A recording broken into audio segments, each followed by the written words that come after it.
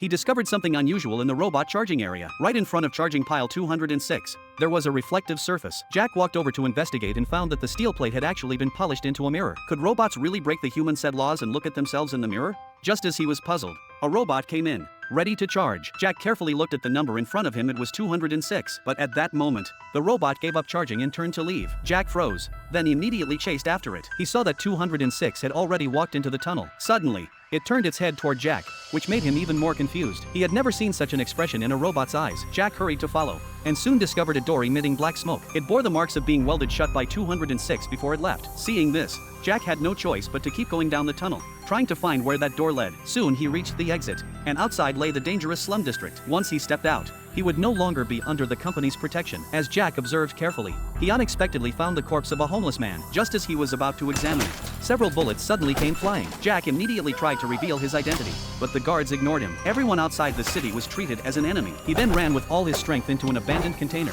barely escaping danger. To his surprise, 206 was also hiding inside. Realizing their position had been exposed, 206 turned its head toward the box in its hands. Jack wanted to know what was inside, but 206 did not answer. Instead, it knocked over a nearby can of gasoline and ignited the welding torch. In order to conceal the significance of the box, it actually broke the law and harmed itself. Jack could not understand this. When humans designed robots, obedience was written deep into their code. How could it possibly resist?